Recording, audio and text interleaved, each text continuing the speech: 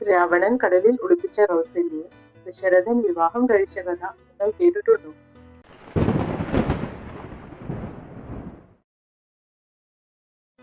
ഹരേ കൃഷ്ണ. നമ്മൾ സാധാരണ കേൾക്കുന്ന വാൽമീകി രാമായണത്തിലോ അധ്യാത്മ രാമായണത്തിലോ ഇല്ലാത്ത, എന്നാൽ ആനന്ദ രാമായണത്തിൽ പറയുന്ന രസകരമായ കഥയാണിത്. ദശരഥന്റെയും കോസല രാജകുമാരിയായ കൗസല്യയുടെയും വിവാഹം തീരുമാനിക്കുന്നു. വിവാഹത്തിന് ഇനി 5 നാൾ മാത്രം. 5 ദിവസങ്ങൾക്ക് ശേഷമുള്ള ശുഭമുഹൂർത്തത്തിൽ ദശരഥൻ കൗസല്യയെ വിവാഹം കഴിക്കുകയും കൂടാതെ കോസല രാജ്യം ഏറ്റെടുത്ത ഭരണം നടത്തണമെന്നും തീരുമാനിക്കപ്പെടുന്നു. വിവാഹം തീരുമാനിക്കപ്പെട്ടതിന്റെ ആഹ്ലാദ സൂചകമായി ദശരഥൻ തന്റെ സ്നേഹിതരോടും ബന്ധുജനങ്ങളോടും കൂടി സരയൂ നദിയിൽ ജലക്രീഡ നടത്താൻ നിശ്ചയിക്കുന്നു. എല്ലാവുള്ള രാത്രിയിൽ സംഖ്യം തോണികളിലേറി അവർ ജലവിനോദത്തിൽ ഏർപ്പെടുന്നു. ഇതേ സമയം ലങ്കയിൽ ബ്രഹ്മദേവനുമായി രാവണൻ സംസാരിച്ചുകൊണ്ടിരിക്കുകയായിരുന്നു. തന്റെ മരണം എങ്ങനെയായിരിക്കും എന്നറിയാൻ ലങ്കേശ്വരനൊരു മോഹം. രാവണൻ ബ്രഹ്മാവിനോട് ആ സംശയം ചോദിക്കുന്നു. അടുത്ത 5-ാമത്തെ ദിവസം ദശരഥൻ എന്ന രാജാവ് കോസല രാജകുമാരിയായ കൗസല്യയെ വിവാഹം കഴിക്കും. അവർക്ക് പുത്രന്മാരായി ഭഗവാൻ ശ്രീമൻ നാരായണൻ 4 സ്വരൂപത്തിൽ അവതരിക്കും. അതിൽ മൂത്തപുത്രനായ ശ്രീരാമന്റെ കൈകൊണ്ടായിരിക്കും താങ്കളുടെ മരണം എന്നായിരുന്നു ബ്രഹ്മദേവൻ നൽകിയ മറുപടി. എന്നാൽ ഈ നിമിഷം തന്നെ അവരെ ഞാൻ വധിക്കുന്നതാണ് എന്നായിരുന്നു കോപത്താൽ അലറിക്കൊണ്ട് രാവണൻ പറഞ്ഞത്. കലി പൂണ്ട രാവണൻ അപ്പോൾ തന്നെ വിമാനത്തിൽ അയോധ്യയിലേക്ക് പുറപ്പെട്ടു.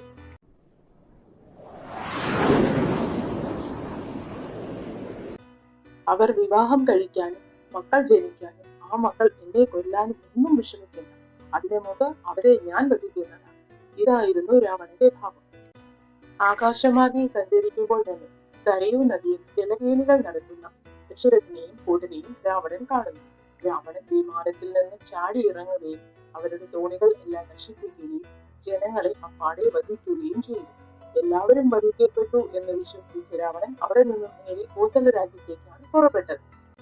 എന്നാൽ വിധി മറ്റൊന്നായിരുന്നു. ദശരഥനും സ്നേഹിതനായ സുമന്ത്രനും മരിക്കാതെ രക്ഷപ്പെട്ടു. അവർ പൊളിഞ്ഞ ഒരു തോണിയുടെ മുകളിൽ കയറി നദിയിലൂടെ ഒഴുകി ഗംഗാതെ തിരിച്ചെത്തുകയും ക്രമേണ സമുദ്രത്തിൽ എത്തുകയും ചെയ്തു. സമുദ്രത്തെ തിരമാലകളിൽപ്പെട്ട് ചിന്നിച്ചിതറി ഒടുവിൽ അവർ ഏതോ ഒരു ദ്വീപിലെത്തി. കോസല രാജ്യത്ത് എത്തിയ രാവണനാകട്ടെ കോസല രാജാവിനെ യുദ്ധം ചെയ്തു തോൽപ്പിച്ച് കൗസല്യെ ബലമായി പിടിച്ച് വിമാനത്തിൽ കയറ്റി ലങ്കയിലേക്ക് പുറപ്പെട്ടു. വിമാനം സമുദ്രത്തിന്റെ മുകളിലൂടെ പോകുമ്പോൾ താഴെ ഒരു വലിയ തിമിംഗലം ഇര തേടി നീങ്ങുന്നത് രാവണൻ കാണുന്നു. രാവണൻ കൗസല്യെ ഒരു പെട്ടിയിലാക്കി ആണി അടിച്ചുറപ്പിച്ച് തിമിംഗലത്തിന്റെ മുന്നിലേക്ക് എറിഞ്ഞു കൊടുക്കും. തിമിംഗലമാകട്ടെ ആ വലിയ പെട്ടി കണ്ടപ്പോൾ എന്തെങ്കിലും ഭക്ഷണം ആയിരിക്കും എന്ന് കരുതി തന്റെ വലിയ വാഗൊണ്ട് ആ പെട്ടിയും കടിച്ചു പിടിച്ച് സമുദ്രത്തിലൂടെ സഞ്ചരിക്കുവാൻ തുടങ്ങി.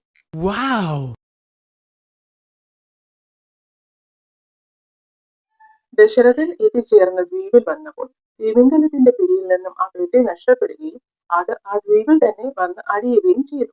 തങ്ങൾ വന്നു ചേർന്ന ദ്വീപിൽ ഒരു പെട്ടി വന്നടിഞ്ഞിരിക്കുന്നത് കണ്ട് ദശരഥനും സുമന്ത്രനും അതിലെന്താണ് ഉള്ളത് എന്നറിയാൻ ആഗ്രഹം തോന്നുകയും അവർ ആ പെട്ടി പൊളിച്ചു നോക്കിയപ്പോൾ അതിനുള്ളിൽ ഒരു രാജകുമാരിയെ കാണുകയും ചെയ്തു. അവർ ആ കുമാരിയെ ആ പെട്ടിയിൽ നിന്ന് രക്ഷപ്പെടുത്തുകയും അന്യോന്യം പരിചയപ്പെടുകയും ചെയ്തപ്പോഴാണ് താൻ വിവാഹം കഴിക്കാനിരുന്ന കൗസല്യയാണ് അത് എന്ന് ദശരഥൻ തിരിച്ചറിഞ്ഞത്. 5 നാൾ മുമ്പായിരുന്നു ദശരഥനും സുഹൃത്തുക്കളും ജലക്രീഡയ്ക്ക് ഇറങ്ങിയിരുന്നത്. ആലോചിച്ചു നോക്കിയപ്പോൾ അവർ പരസ്പരം കണ്ടുമുട്ടിയ ആ ദിവസമായിരുന്നു അവരുടെ വിവാഹം തീരുമാനിച്ചത്. ഇത് തിരിച്ചറിഞ്ഞ് അവർ ആ മുഹൂർത്തത്തിൽ തന്നെ വിവാഹിതരാകുന്നു.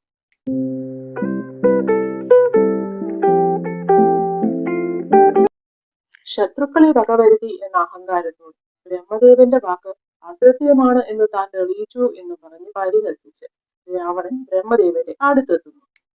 രാവണൻ ബ്രഹ്മദേവനെ നോക്കി പരിഹാസച്ചിരിയോട് പറഞ്ഞു, ഞാൻ അങ്ങയുടെ വാക്ക് അസത്യമാണ് എന്ന് തെളിയിച്ചിരിക്കുന്നു. അത് കേട്ട് ചിരിച്ചുകൊണ്ട് ബ്രഹ്മദേവൻ ദശരഥനും കൗസല്യം ഉള്ള ദ്വീപിലേക്ക് ഭടന്മാരെ അയക്കുവാനും അവിടെയുള്ളവരെ കൂട്ടിക്കൊണ്ടുവരാനും നിർദ്ദേശിച്ചു. അപ്പോഴാണ് വിധി തന്നെ കളിപ്പിച്ച കാര്യം രാവണൻ തിരിച്ചറിയുന്നത്. താൻ കൊന്നു എന്ന് വിശ്വസിച്ച ദശരഥനെയും കൗസല്യയെയും ജീവനോടെ മുന്നിൽ കണ്ടപ്പോൾ രാവണൻ ലജ്ജിതനാവുകയും ബ്രഹ്മദേവന്റെ മുന്നിൽ വെച്ച് തന്നെ അവരെ വധിക്കുവാൻ ഒരുങ്ങുകയും ചെയ്യുന്നു. ബ്രഹ്മദേവൻ അപ്പോൾ ഒരു ചിരിയോടെ പറഞ്ഞു, മൂഢ, നിന്റെ രാക്ഷസാഹങ്കാരം കൊണ്ട് ഈശ്വരശക്തിയെ ജയിക്കാം എന്ന് നീ കരുതുന്നുണ്ടെങ്കിൽ അത് നിന്റെ വിവരമില്ലായ്മ മാത്രമാണ്. നിന്റെ അന്ത്യം ശ്രീരാമന്റെ കൈകൊണ്ട് തന്നെയാണ് എന്ന കാര്യത്തിൽ നിനക്ക് യാതൊരു സംശയവും വേണ്ട.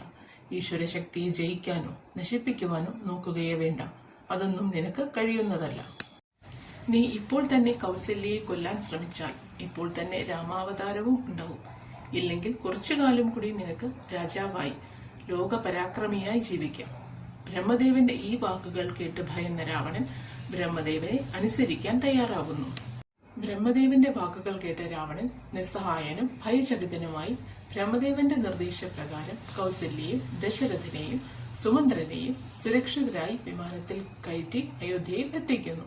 അങ്ങനെ വിധിയെ തടുക്കുവാൻ ആർക്കും സാധ്യമല്ല എന്ന് രാവണൻ തിരിച്ചറിയുന്നു. ദശരഥന്റെയും കൗസല്യയുടെയും അപ്രതീക്ഷിത തിരിച്ചുവരവിൽ അയോധ്യയും കോസല രാജ്യവും ആഹ്ലാദഭരിതമാകുന്നു. അധികം വൈകാതെ രാജാവ് തന്റെ രാജ്യഭരണവും ദശരഥനെ ഏൽപ്പിക്കുന്നു. അങ്ങനെ ദശരഥൻ കൗസല്യാദേവിയോടൊത്ത് രാജ്യഭരണം നടത്തുന്നു. ഇതുപോലെയുള്ള പുരാണ കഥകളും വീഡിയോകളും കാണുവാനായി ഈ ചാനൽ സബ്സ്ക്രൈബ് ചെയ്യുക. ഹരേ കൃഷ്ണ, ഹരേ ഗുരുവായൂരപ്പ.